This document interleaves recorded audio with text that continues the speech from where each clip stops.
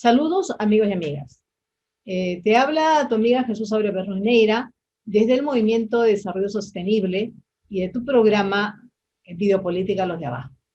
Aquí me encuentro con nuestro amigo Gori Tumi Echevarría López, arqueólogo de profesión, que tiene una gran labor y mucha investigación a lo largo de muchos años.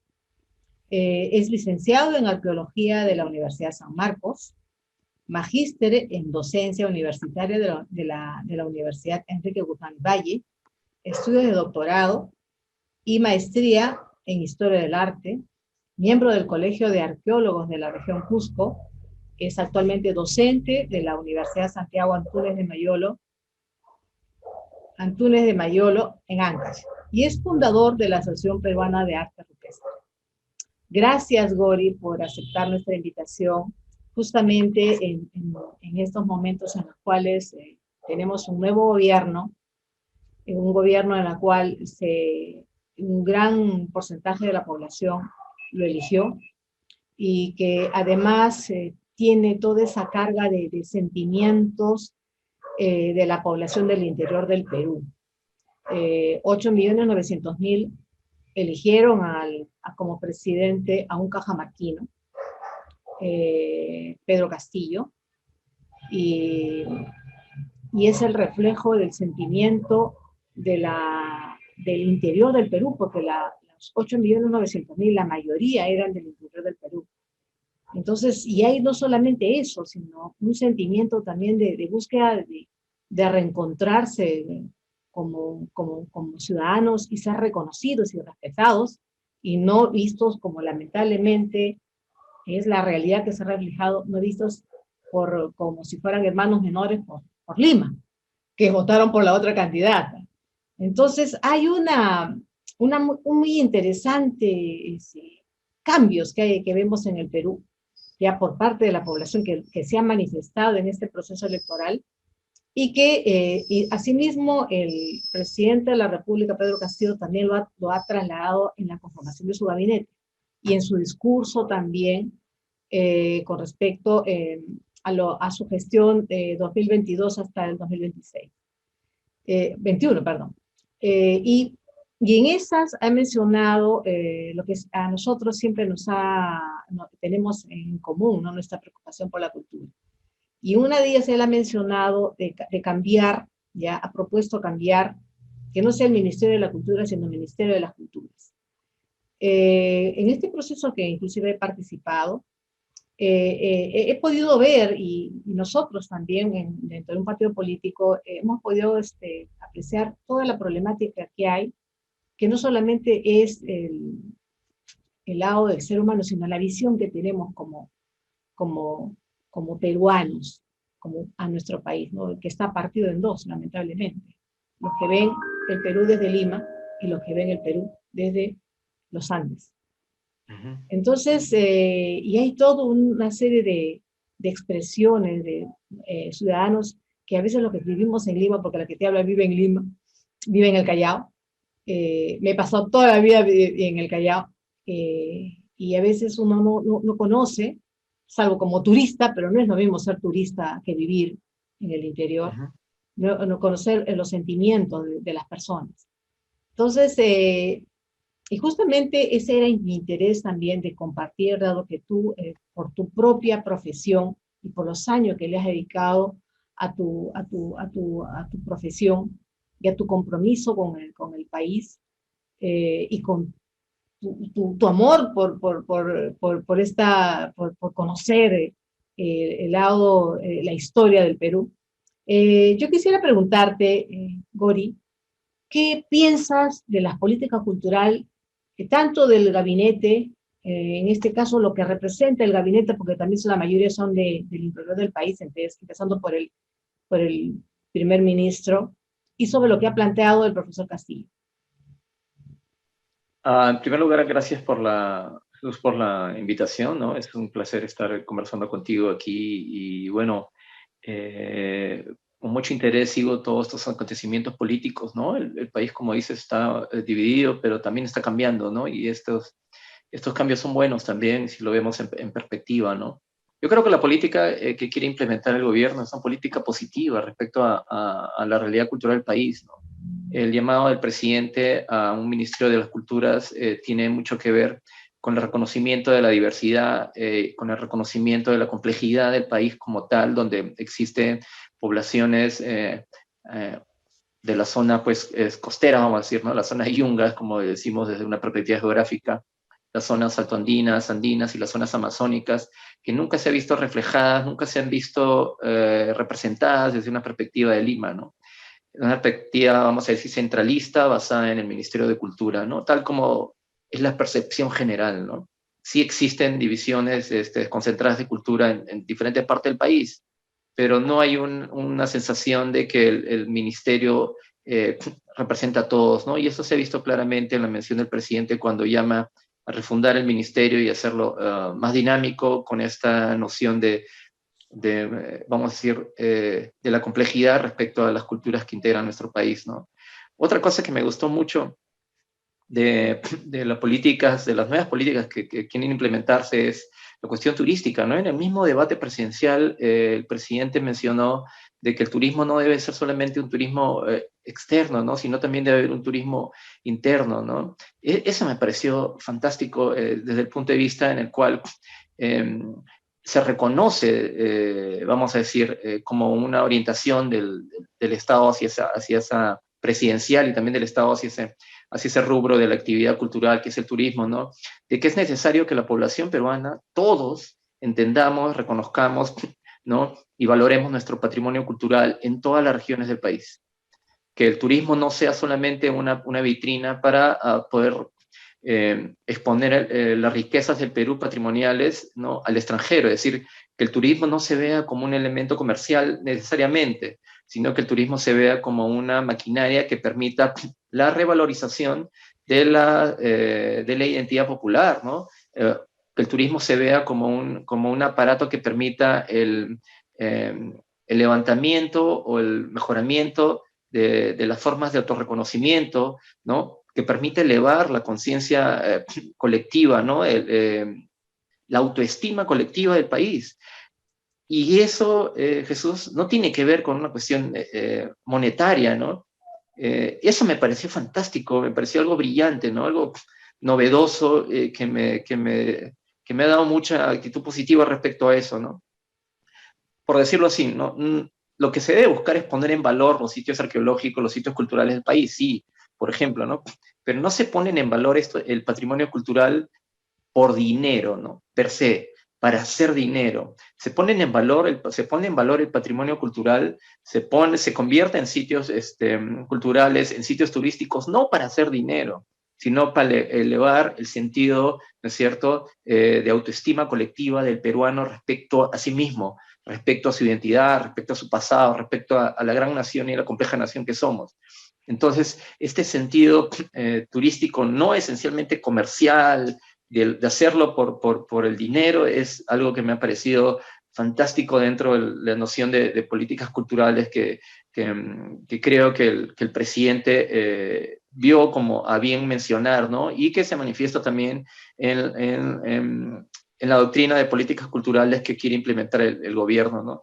Entonces, pienso que si se hace así, ¿no? Se hace un Ministerio de Culturas, se revitaliza el ministerio con esta nueva nomenclatura, se le da más espacio a las comunidades nativas, a las poblaciones indígenas, a las poblaciones altoandinas, que hay una perspectiva descentralista respecto a estas políticas, que no dejemos de ver a las regiones al interior del país, ¿no es cierto?, como si fueran hermanos menores de Lima, como si hubiera ese paternalismo cultural, que es una desgracia para el Perú, ¿no? Pero si mantengamos unas buenas políticas culturales, el país va a cambiar.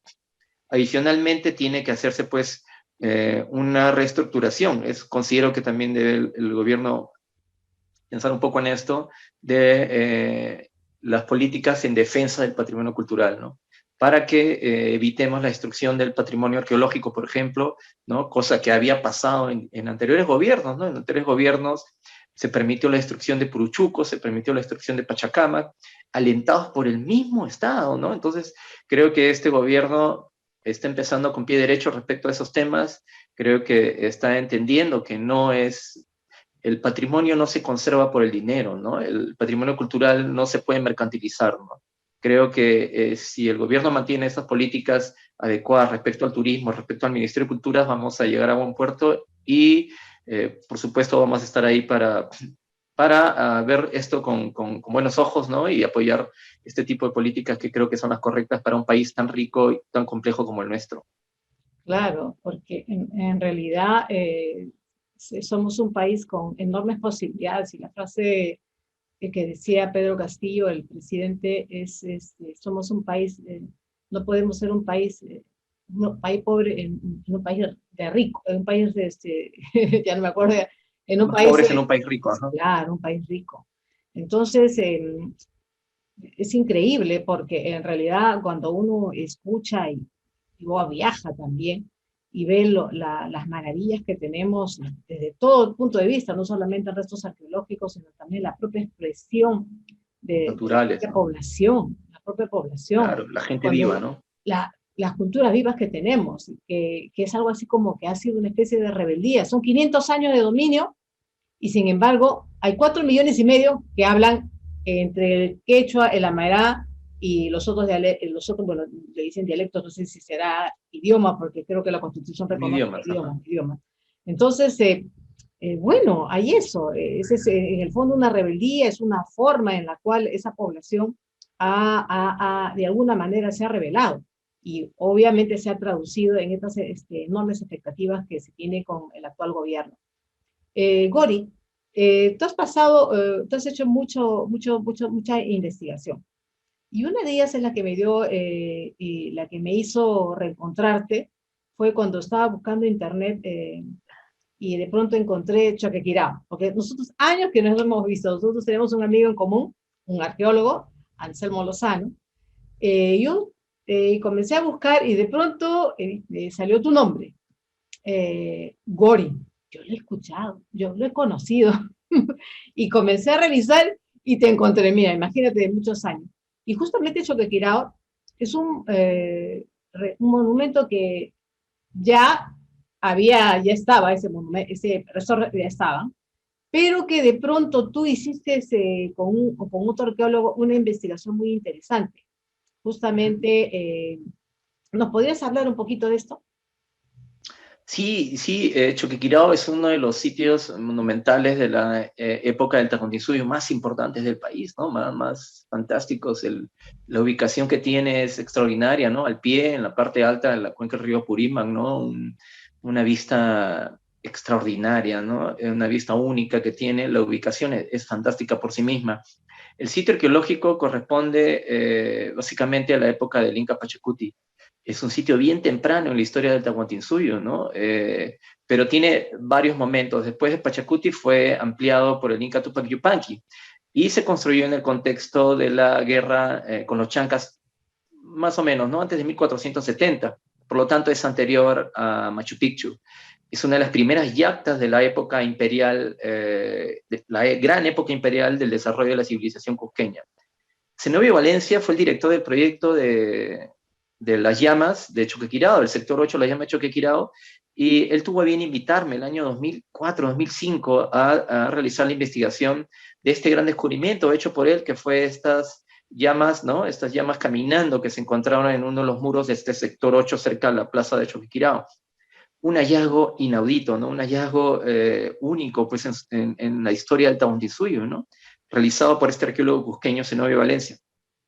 Entonces, ni bien hizo el hallazgo, me invitó a realizar la investigación y realizamos los estudios y pudimos entender que las llamas se habían hecho, por ejemplo, en un factor visual de 3 dimensiones, ¿no? Único también en la historia de Tahuantinsuyo, que las llamas de Choquequirao no tenían nada que ver con los chachapoyas como se pensaba, ¿no? Como se piensa todavía a veces, ¿no? Pero que corresponden a una expresión genuina de la sociedad inca, ¿no? Este sitio tiene como 12 sectores aproximadamente, ¿no? Y grandes áreas distribuidas, es enorme, ¿no? Es inmenso. Vamos a decir, sectores con construcción inscrita, andenerías, y otras zonas de carácter, ¿no? Residencial, vamos a decir así, distribuidas a lo largo de un territorio muy grande, ¿no? De, vamos a decir, no sé, como de 20 kilómetros cuadrados, podría decir algo así ahora, no estoy seguro de la este. Y entonces el sitio es increíblemente importante, ¿no? Y su valor paisajístico y documental y arqueológico e histórico es también extraordinario, ¿no? Sucesivos gobiernos han querido tratar de poner este sitio en valor y habilitarlo al turismo, ¿no? Y una de las cosas que más se ha querido hacer es colocar estos teleféricos en el lugar. Lamentablemente, muchos de estos proyectos han tratado de ubicar los teleféricos directamente en las áreas monumentales, ¿no? Un error garrafal para la conservación del sitio, ¿no? Entonces, incluso se han tratado de colocar en los últimos años ha habido este ímpetu de tratar de hacer los teleféricos, pero creo que se ha planificado mal y se han tratado de ubicar en un lugar muy cerca a la plaza monumental, a la plaza sagrada del sitio, lo cual generaría un impacto turístico totalmente negativo, ¿no? Y una destrucción, un impacto, pues, a la arquitectura, al paisaje, considerando además la geología del sitio, que es una geología bastante inestable. En las investigaciones que hemos hecho en los andenes hemos encontrado muchas rocas caídas, ¿no? De las partes altas de las montañas, y usted te imaginas qué pasaría si pusiéramos cable y generáramos esa continua vibración en la montaña. Muchos de estos sectores perderían estabilidad rápidamente y se deteriorarían, ¿no? Deteriorarían. Entonces, creo que debería reevaluarse un poco el interés en poner en valor este sitio, priorizando la conservación del monumento. Uno de los aspectos más importantes de Choquequirao es justamente su aislamiento, ¿no? Lo que ha permitido su conservación relativa respecto a otros sitios de la era del Tahuantinsuyo. Entonces, no solo está Choquequirao, Jesús, también está el camino inca que viene desde Yanama, en la cuenca Yanama, y atraviesa toda esta zona, ¿no es cierto? Esta zona, vamos a decir, interna que viene desde Vilcabamba. Incluso hay una conexión de caminos con Machu Picchu que penetran toda la zona esta montañosa de Vilcabamba, que es extraordinario y que fue considerado hace algunos años como el mejor camino de trekking del mundo, por la belleza paisajística, por la calidad de la manufactura del camino, y por la complejidad, ¿no? Y la dificultad de su trayecto.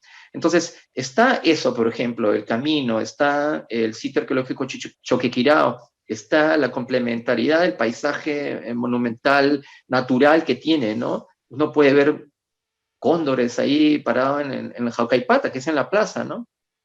Y puede respirar ese aire único, puro, pues que se respira en un sitio de esta categoría, ¿no?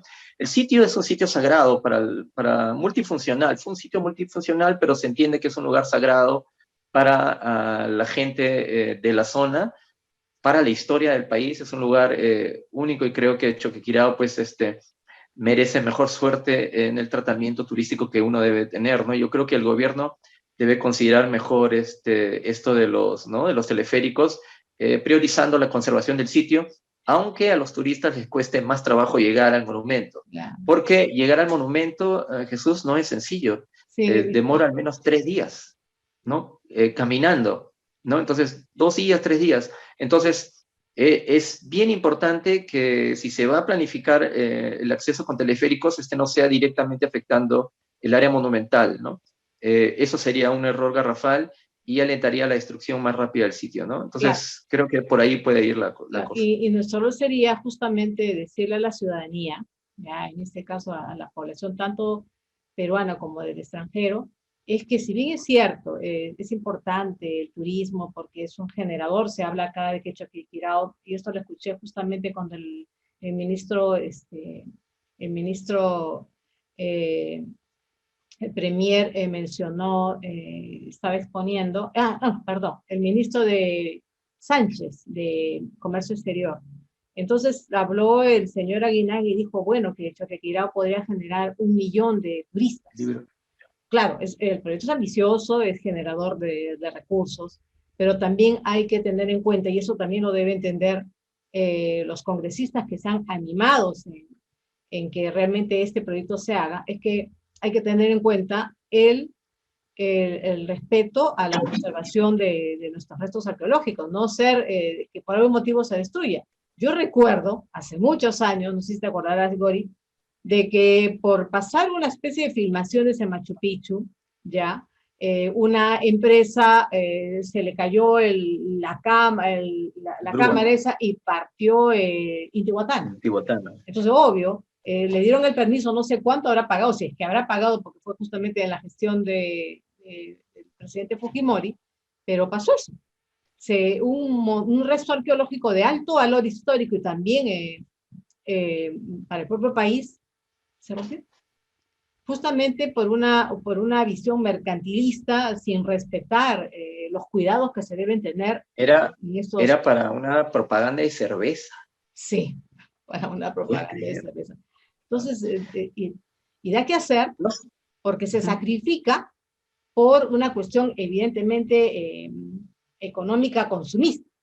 Y yo creo que en ese sentido no tiene que haber esos cuidados. Y es bueno que lo digas, Gori, de tu visión de arqueólogo, que se tiene que buscar que no se pueda sacrificar y se tenga que tener muchos de estos cuidados. Y que el entusiasmo que pudieran tener algunas personas por la posibilidad económica, porque Tómenes es una posibilidad económica, tampoco implique el sacrificio o también la destrucción gradual, porque yo recuerdo, no sé si tú habrás eso, cuando yo fui al Cusco, el problema que tenía, por ejemplo, Machu Picchu, era de que tenía las piedras, tenían unos puntitos rojos, no sé si tú recuerdas eso, y no hay un Parecen presupuesto, líquenes. sí, y eso de alguna manera afecta el monumento. ¿Qué dices? ¿Qué me puedes decir al respecto? La conservación es es lo fundamental en la protección de este tipo de monumentos, ¿no? Sitios con arquitectura inscrita como son Machu Picchu, Choquequirao y otros Sacsayhuaman, ¿no? Requieren un tratamiento especial para evitar su deterioro ¿no? Y procurar su conservación. En el caso de Machu Picchu, por ejemplo, por el alto nivel de humedad y porque la roca es granito, ¿no? Se tiene que hacer un control constante de los líquenes en ese lugar, y eso se hace en Machu Picchu. Machu Picchu es uno de los sitios modelos donde se hace un tratamiento, donde se conserva la roca para evitar que haya una invasión de líquenes, y estos líquenes hagan un biodeterioro, ¿no? Es como no es erosión, ¿no? Es un deterioro físico-químico de la roca, entonces se tiene que haber un tratamiento. Cada sitio tiene que conservarse de acuerdo a su medio ambiente, ¿no? De acuerdo a su entorno, ¿no? Choquequirauqui presenta otros problemas de conservación también. El principal problema de conservación es estructural, ¿no? Respecto al soporte estructural, al soporte geológico, ¿no? El cerro de Choquequirao, que así se llama la gran montaña, es bastante inestable, ¿no? Es muy peligroso en términos de, por ejemplo, en una época de lluvia es muy peligroso ir por esa zona. Hay muchos deslizamientos, entonces se requiere hacer una estabilización del sitio, ¿no? Algo que es bien importante aquí, Jesús, muy importante, es que tenemos que tener en claro que los sitios arqueológicos no son sitios turísticos per se. Para que un sitio arqueológico sea turístico, ese sitio requiere ser preparado para recibir turistas. Acá hay un error muy grande que generalmente cometen todos los promotores turísticos y se ve mucho en la televisión, ¿no? Va el señor de la televisión, se va a un sitio arqueológico que encuentre su camino y llama a cientos de personas, vengan, vengan, este sitio es hermoso. Qué fácil, ¿no es cierto? Qué fácil es creer que eso es turismo. Cualquier, vamos a decir, eh, guía de turista medianamente educado, ¿no es cierto? Cualquier promotor turístico sabe que eso no es así. Para que un sitio arqueológico sea turístico, requiere estudios de diferentes tipos, estudios de conservación, estudios histórico-culturales, y requiere saberse, por ejemplo, cuánta gente puede soportar el monumento arqueológico, requiere adecuarse servicios mínimos, ¿no? Y básicos para poder soportar este turismo. Choquequirao tiene mucho de eso, ¿no? Eso lo sé de primera mano, que Copesco Nacional ha trabajado muchos años. Hay muchos investigadores que se ha trabajado ahí para poner en valor, con dinero del Estado, poner en valor este gran monumento nacional. Entonces, no podemos cometer el error de tener a Choquequirao prácticamente listo para recibir turistas en determinada escala y poner ahí directamente un teleférico que baje en la plaza y que produzca, puede hacer, vamos a decir, producir a mediano plazo, de repente a corto y mediano plazo, los primeros efectos de una afectación estructural en la montaña que redundaría en la destrucción del sitio. Entonces, creo que esos aspectos deben evaluarse, ¿no? Recordar siempre, ¿no? Los sitios arqueológicos no son sitios turísticos. En primer lugar, ¿no? La riqueza arqueológica, ¿no es cierto?, debe entenderse desde una perspectiva de documentación histórica hasta que los sitios, ¿no?, sean preparados y adecuados para recibir turistas. Solo así un sitio arqueológico puede convertirse en sitio turístico. Choquequirao puede hacerlo, pero creo que tiene que reevaluarse la forma en que podemos poner este sitio al servicio del país, ¿no? Para que los peruanos nos sintamos orgullosos de ser peruanos, ¿no? De tener esa progenie indígena, esa historia maravillosa que es la nuestra historia, ¿no es cierto? Pero protegiéndola siempre, cuidándola, sin poner en riesgo nuestros valiosos monumentos. No para los turistas que vengan, no, para nosotros mismos, ¿no es cierto? Para entender nosotros que los sitios arqueológicos nos hacen sentir orgullosos de ser peruanos, ¿no? Entonces hay que cuidar ese patrimonio, ¿no? A nivel nacional, según tu experiencia, ¿qué cosas parecidas a Choquequirao puede desarrollarse en otras partes del Perú? Por ejemplo, Cajamarca. En Cajamarca hay varios monumentos arqueológicos, no solo en Cajamarca, ¿no? Está la parte monumental central, la parte incluso colonial y otros sitios, ¿no? Pero te quería comentar, ¿no? Publicamos un libro sobre Choquequirao hace poco con Zenobio Valencia, ¿no? Es un libro donde estamos colocando varios artículos que explican bien la historia del monumento, ¿no? Entonces hay investigaciones que soportan un poco lo que decimos, ¿no? Creo que la mayoría de regiones del Perú, departamentos del país, tienen monumentos de diferentes tipos, ¿no es cierto? En Cajamarca puedo mencionar uno, por ejemplo, Cumbemayo, ¿no? Cumbemayo es un canal del periodo formativo, más o menos entre 1500 años y de repente un poco más antes de la era común, ¿no? Y que tiene zonas con petroglifos, el área del canal y otras evidencias de carácter monumental que son visitadas constantemente, ¿no? Están las ventanillas de Otusco y hay otra serie de monumentos, ¿no? Creo que en cada región, en diferentes regiones, se encuentran monumentos que pueden ser puestos en valor específicamente y que pueden convertirse en centros turísticos de valor arqueológico de alto nivel, ¿no? Pero para que eso suceda, tiene que haber voluntad política. Te muestro un caso, por ejemplo. En Tacna existe el sitio arqueológico de Micuya, ¿no? Micuya es uno de los sitios arqueológicos más impresionantes que yo conocí en mi vida. Se trata de un sitio con quilcas o con quelcas, es decir, con petroglifos. Y debe ser uno de los 4 o 5 sitios más grandes del mundo respecto a ese material. Recién hay un proyecto del gobierno regional que está haciendo investigación, pero en una escala, vamos a decir, modesta respecto a lo que debería hacerse con estos sitios, ¿no? Los sitios, como te digo, deben ser investigados, pero deben ser protegidos, deben ser saneados y debe haber una política constante del Ministerio de Cultura, del Estado, de los gobiernos regionales, porque la idea también es descentralizar, ¿no es cierto? Y la idea del gobierno creo que también es esa, ¿no? Para que estos sitios, un sitio como Micuya, que es el primer sitio arqueológico que un turista viene a ver, por ejemplo, si viene desde el sur, ¿no es cierto? Y es el principal sitio turístico de Tacna, sea sin ningún, vamos a decir, reparo en el tiempo, ¿no? Sea constantemente un sitio que sea un sitio central para el turismo regional, ¿no? Sin afectar su conservación, con un aparato constante que lo tenga vigilado, lo tenga habilitado y que permita también su difusión adecuada, ¿no es cierto?, con todos los requisitos que requiere un monumento de esta calidad. ¿Puedes creer que este es uno de los 4 sitios con quilcas más grandes del planeta Tierra? Y nadie lo conoce. En el Perú prácticamente es un sitio casi desconocido.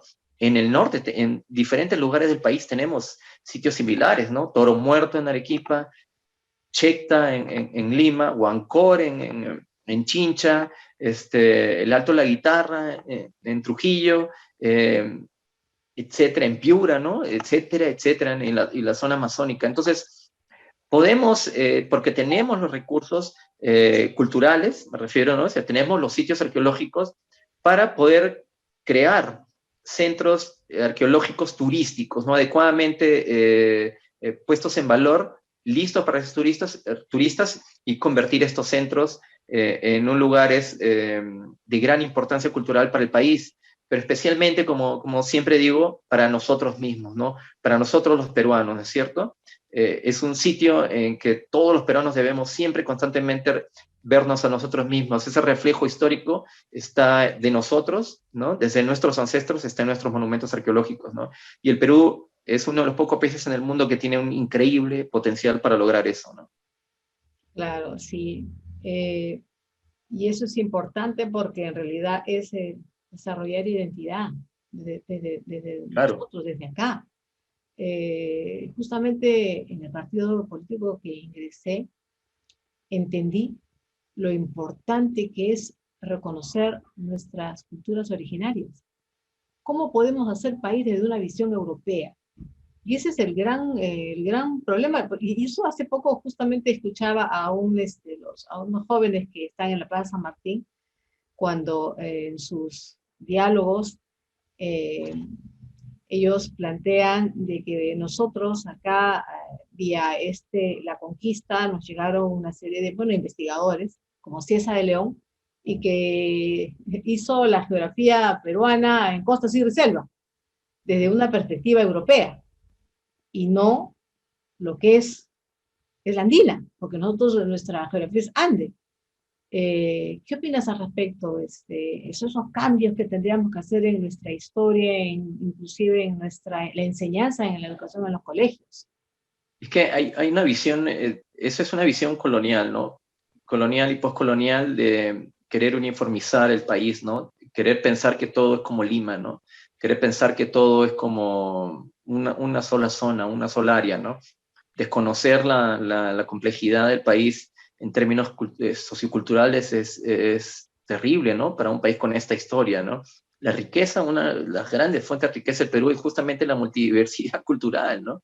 ¿No? Y eso se refleja en los monumentos arqueológicos, ¿no? Yo en clases a mis estudiantes, a veces algunos estudiantes mencionan esto de el mundo andino, ¿no? El mundo andino, hay que verlo con el mundo andino, y siempre un poco soy crítico ante esas visiones, ¿no? No hay un mundo andino, le digo, ¿no? ¿O tú crees que el mundo andino era el mismo para los mochica que para los paracas o para los nazca? No. ¿Tú crees que el mundo andino era igual para los chachapoyas, ¿no es cierto? Que para los lima de ese tiempo, ¿no? ¿O tú crees que el mundo amazónico no es el mismo para los aguarunas que para los chipivos? No, ni siquiera en la Amazonía hay una uniformidad cultural, ¿no? Considerar, por ejemplo, la región amazónica como un área donde todos son iguales es una locura también en términos de comprensión del país, ¿no? Eso siempre también se menciona, ¿no? Hay áreas donde las poblaciones tienen un sesgo ideológico muy fuerte, ¿no es cierto? Como los Yanecha. Otros son grupos artistas, por ejemplo, como los Chipibo. Otros son más guerreros, como los Aguaruna, etcétera, etcétera, ¿no? Me hace recordar mucho a las clases de mi maestro, el arqueólogo Daniel Morales Chocano. Entonces, no entender eso, esa variabilidad cultural vigente en el país, es prácticamente desconocer al Perú como país, como identidad política, cultural actual. Las políticas culturales del Perú no pueden escribirse, no pueden desarrollarse desde Lima, desde una oficina, ¿no es cierto? Desde un lobby de abogados, ¿no es cierto? No pueden hacerse desconociendo la realidad cultural del país. No se puede hacer vamos a decir, una política cultural peruana si no se fortalece, por ejemplo, la investigación arqueológica o las divisiones arqueológicas en el país. Si no se fortalece, por ejemplo, las divisiones ministeriales, ¿no?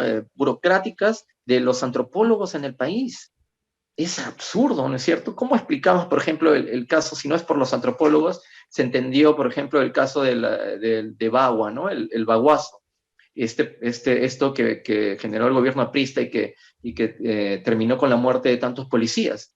Eso se entiende desde una perspectiva antropológica, ¿no es cierto? ¿Cómo entendemos entonces también la riqueza cultural del país en términos de patrimonio material si no tenemos arqueólogos que comprendan esos fenómenos, ¿no es cierto?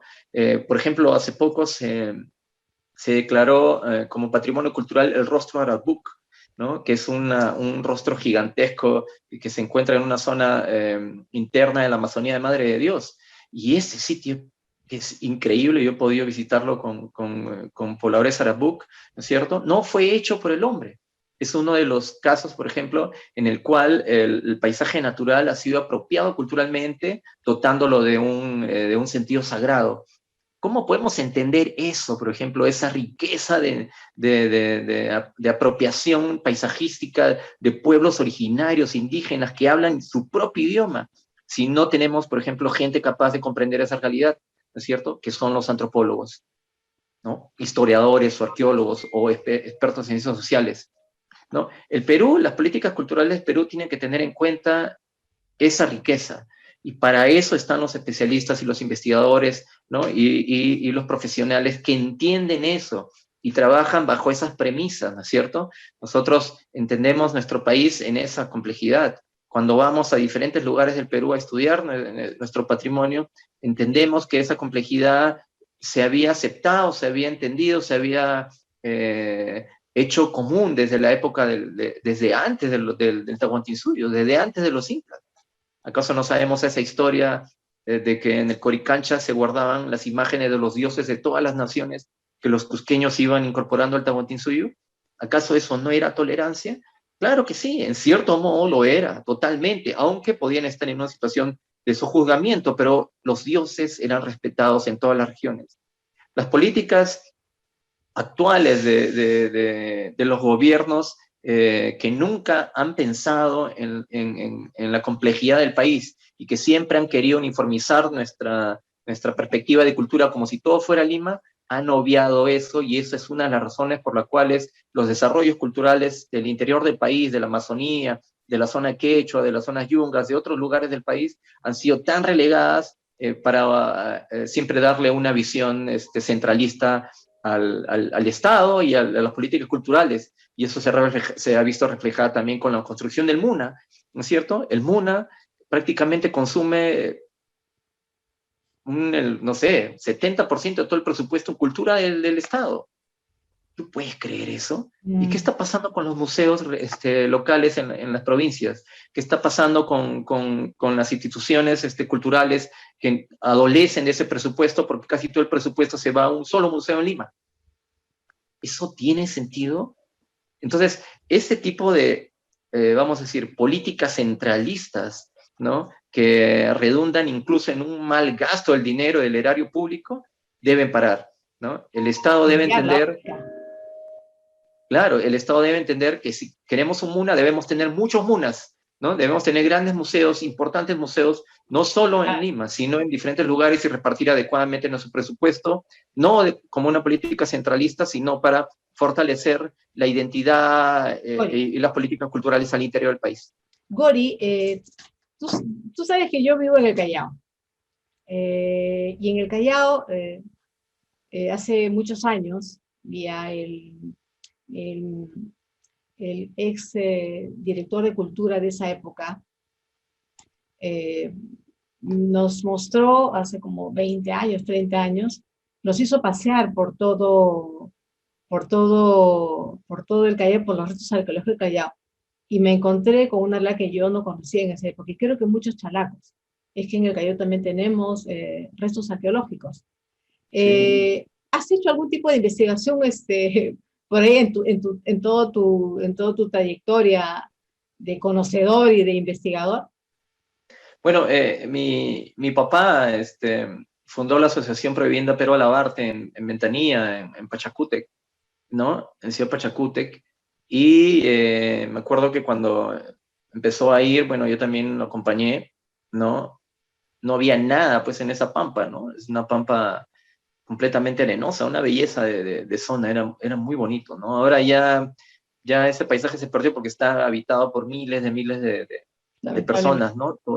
Sí, toda esa zona, ¿no? Entonces, pero pude hacer pequeñas prospecciones en esa área, ¿no?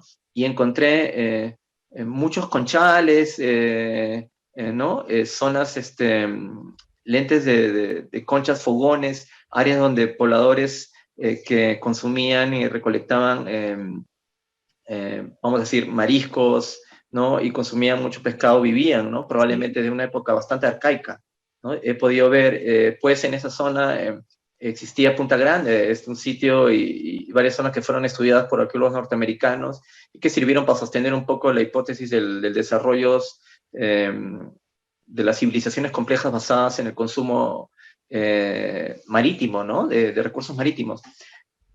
El hallazgo más importante que realicé fue, ¿cómo se llama esta playa? Es una playa que está al sur de Playa Grande. Creo que es playa, ay, no recuerdo ahorita el nombre, ¿no? Es un sitio arqueológico que está al extremo de Ciudad Pachacútec, que estaba siendo destruido por el gobierno regional, eso fue hace como 10 años, 12 años, ¿no? Por eso todavía no publico mi reporte, no voy a publicar un pequeño reporte sobre el tema. Es un sitio del intermedio temprano, es decir, de Corvina, la época creo. entre... Corvina, No, Corvina. no, no, no. Ese es, está la playa de Ventanilla, donde termina la playa grande, bien enorme. Esta playa que tiene Ventanilla tiene una playa muy inmensa, ¿no? Que está Sí. cerca de estas albúferas que hay ahí, ¿no? Estas especies de lagunas naturales. Terminando esa sección hay unas playas pequeñas. En una de esas ensenadas, ahí descubrí un sitio arqueológico yo lo bauticé como Playa Blanca, si no me equivoco, Ya. ¿no? Entonces, que es un sitio del intermedio temprano, el Ministerio de Cultura hizo algunas excavaciones que la dejó expuestas, lamentablemente, porque hay secciones con grandes perfiles. Este sitio era un sitio de enterramiento de contextos funerarios del intermedio tardío y no, del intermedio temprano, vamos a decir, entre el año 300, 200 después de Cristo hasta el año 1500, 1400, vamos a decir así. El gobierno regional en ese tiempo estaba dirigido por este señor, ¿no? Que nos cuesta decir su nombre, Alex Curi, ¿no es cierto? Porque ya sabemos lo que significa estas clases de personas, ¿no es cierto? Entonces, sin ningún permiso del Ministerio de Cultura, sin ningún nada, absolutamente gratuitamente por nada, mandó a hacer una losa en una sección, probablemente con la idea de, no sé, ¿no? De hacer un lugar donde iban a hacer una planta para desalinizar el agua, ¿no? Bueno, el hecho es que se metieron ahí y justo le dieron a un lugar que era un sitio arqueológico, un cementerio pre-inca, que Lamentablemente, destruyeron, claro, ¿no? lamentablemente, Destruyeron. sí. Por ejemplo, yo conocí a un arqueólogo que trabajaba en esa época con Emilio Vega, el director de Cultura, y ya no lo es, y ahorita no me acuerdo su nombre. Él fallecieron sueco, y nos llevó y desenterró, nos llevó a una especie de cerro, y ahí había todo un mural que nunca, Holbert se apellidaba. sí, Sí, que nunca, debe ser Cerro Culebras. sí, que nunca lo había visto, que me pareció fantástico, y donde ahí tomé conciencia de que teníamos en el Callao también, hay vida, porque yo francamente, de lo que la formación que tuve en el colegio, era pues algunos restos arqueológicos que nos daban en nosotros en la enseñanza de la formación en Historia del Perú, pero desconocía totalmente, Gori. Y esto para mí fue un descubrimiento que creo que muchos peruanos, en este caso también el Callao, y muchos peruanos tenemos que volver a encontrar. Es nuestra historia antes de la colonia. Y a Así es. todo lo largo del Perú, uno se da cuenta que ha habido comunidades, ha habido población, ha habido cultura, diferentes etapas, y eso nos permite también ver qué visión tenían.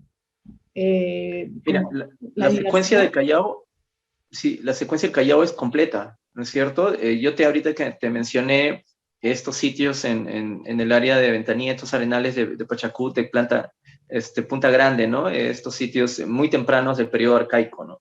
Pero, por ejemplo, y también de la época precerámica, del surgimiento de las civilizaciones complejas, tenemos dos sitios súper importantes, ¿no? está Media Luna, ¿no? Que está en Metanía, y está El Paraíso, ¿no? Son sitios muy famosos y están en la literatura y han sido excavados ampliamente, ¿no? Después, siguiendo la secuencia cultural, tenemos este sitio de Cerro Culebras, ¿no? Donde vistes ese mural Sí, polícromo probablemente, ¿no es cierto? Que es como serpientes entrelazadas, sí. ¿no? Y para la época más tardía, desde antes de los incas, ¿no es cierto? Pre-inca y también con ocupación inca, está, por ejemplo, este Palacio de Oquendo, ¿no? Entonces, el Callao tiene un potencial arqueológico enorme, ¿no? Entonces, se han hecho muchas investigaciones, ¿no? Están todas las murallas de esa zona por ejemplo, estas murallas que aparecen en esta zona baja ya del río Chillón, ¿no? Toda esta zona de Oquendo, todas estas marques, todas estas zonas donde habían antes estas haciendas que están siendo destruidas. Hace poco se destruyó una sección de una muralla increíble, o hace algunos años se destruyó, no me acuerdo quién era ministro, uno de los montículos del complejo del Paraíso, y la multa creo que era 700 soles, una cosa increíblemente ridícula el costo, ¿no? Lo que le cuesta a alguien destruir el patrimonio.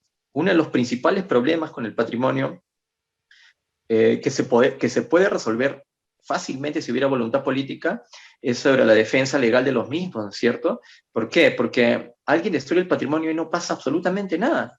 Si tuviéramos realmente una política de Estado que persiguiera los delitos contra el patrimonio, un procurador ad hoc para el patrimonio, por ejemplo, ¿no? Y que hubiera realmente justicia para estos sitios arqueológicos, de verdad, ¿no es cierto? De verdad, Claro. prisión, cárcel efectiva por el tráfico, por la destrucción del patrimonio, y debe ser política de Estado.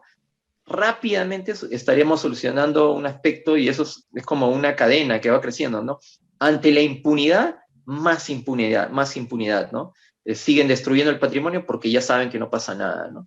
Pero si aquel que destruye el patrimonio es sentenciado rápidamente, ¿no? Y la justicia lo alcanza y le hace pagar su delito, que es un delito irreparable, mucha gente va a pensarlo 2, 3, 4 veces para hacerlo, ¿no? En el Callao pasa eso, ha pasado y sigue pasando esa destrucción impune del patrimonio arqueológico que posee el Callao, pero como te digo, el Callao no le debe nada a nadie en términos culturales y arqueológicos.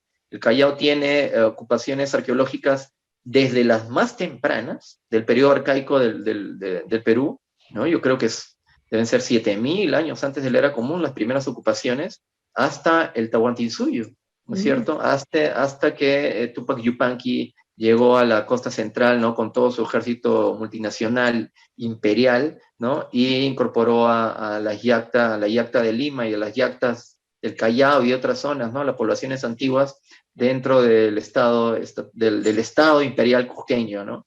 Del cual fuimos partes hace no mucho en el siglo XVI, ¿no?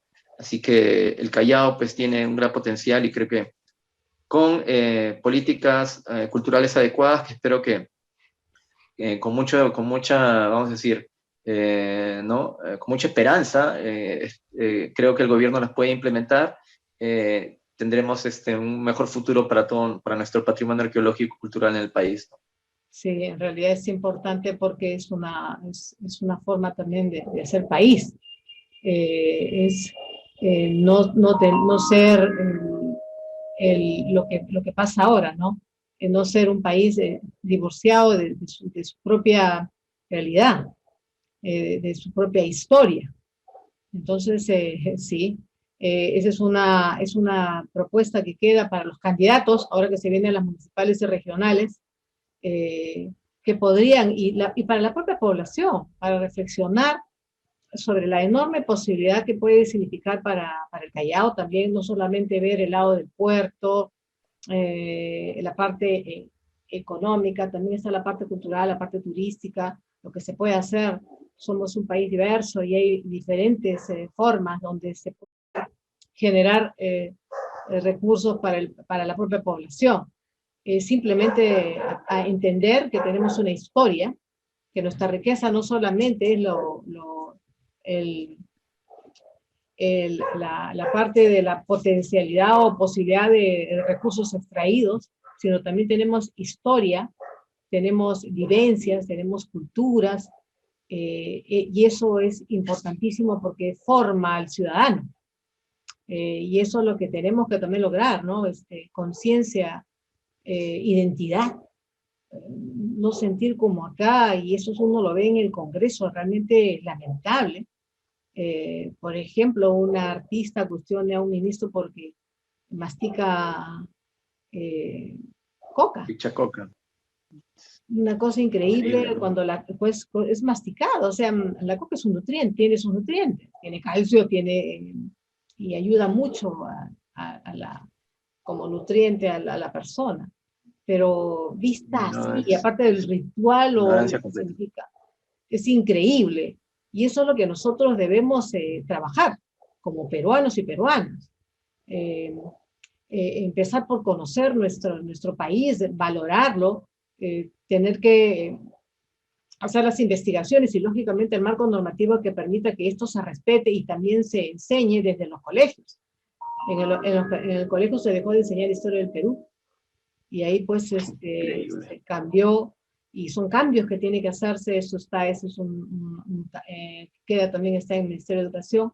Hay muchas buenas expectativas con este gobierno. Claro, hay otra posición que todavía no lo entiende, pero creo que en el transcurso del tiempo que sigamos trabajando los que de alguna manera nos comprometemos por tener otra visión de país, eh, un país que se respeta a sí mismo, un país soberano, un país con identidad, que respeta las culturas que nos han llegado, sí, pero también que respete la propia, la originaria. Entonces, es lo que tendríamos que trabajar. Muchísimas gracias, Gloria. Tus últimas palabras para despedirte acá a nuestros amigos que nos están mirando, amigos y amigas que nos miran. Bueno, muchas gracias, Jesús, por la entrevista. Es un placer siempre conversar contigo. Espero que todo tu público, ¿no? Los compañeros que están escuchando, tengan un poco de fe, ¿no? Aliento en el futuro. Siempre hay que pensar en el futuro de forma positiva, ¿no? Siempre hay que pensar positivamente. Yo creo que si le ponemos un poco de esa actitud positiva, un poco de voluntad, podemos hacer mucho, ¿no? De cada uno de su propia trinchera, por decirlo así, ¿no? Pero no hay que perder de vista eso, porque si de verdad la población peruana no tuviera conciencia patrimonial, hace mucho tiempo, Jesús, el patrimonio ya hubiese dejado de existir. Los sitios arqueológicos ya hubiesen dejado de existir. Es una mentira que se requiera mucho dinero para salvar el patrimonio arqueológico. Perdón. No es cierto eso, ¿no? Los sitios arqueológicos tienen, debido a que están compenetrados con la sociedad de su entorno, tienen sus propias mecánicas de autodefensa, por decirlo de una manera. Pero sí, por supuesto, hay gente que no entiende eso y que procura la destrucción de los sitios, ¿no? Entonces siempre es esa dinámica de proteger el patrimonio respecto a gente que no entiende que eso es importante para nosotros, ¿no? A veces yo me voy de viaje a algún lugar y como por ejemplo me puedo ir a una zona amazónica y yo no puedo entender por qué la gente considera eso sagrado, ¿no? Pero yo no importa si lo entiendo o no, yo tengo que entender que debo respetar las concepciones de los demás. Y esa es la idea de la multiculturalidad, ¿no? De la complejidad de nuestro país, ¿no? El respeto a las costumbres, a las identidades, la diversidad de costumbres y al patrimonio de todos los peruanos, porque todos en este país somos iguales y todos merecemos pues un futuro mejor. Gracias otra vez. Gracias, Gori. Y amigos y amigas, nos despedimos. Espero que esta interesante entrevista a un brillante profesional, investigador y comprometido con el Perú te pueda servir para reflexionar y realmente pensar de que podemos salir adelante, podemos lograr sacar a nuestro país y hacerlo un país que progrese, y podemos, lo más importante, formar hombres y mujeres identificados con su pasado, que aprenden de su pasado, pero que valoran también lo que han dejado en nuestro pasado. Obvio, se respeta lo que viene del extranjero, se respeta, porque al final son parte de nuestra propia cultura, porque la pluriculturalidad es parte inclusive hasta de la globalización, que de alguna manera vía esta tecnología también nos está llegando. Pero lo importante también es aprender de nuestro pasado, conocer nuestro pasado, la visión que había en aquellas épocas. Y eso es importante porque uno lo ve, es hermoso, tenemos un maravilloso país y no es destruyéndolo o mirándolo desde el punto de vista consumista, mercantilista, es como nosotros vamos a lograr el bienestar y el progreso que creo que todos los peruanos ansiamos. Muchas gracias, Gori. Muchas gracias, Listo, amigos y muchas amigas. gracias. Hasta pronto, hasta otra oportunidad. Gracias. Listo. Adiós.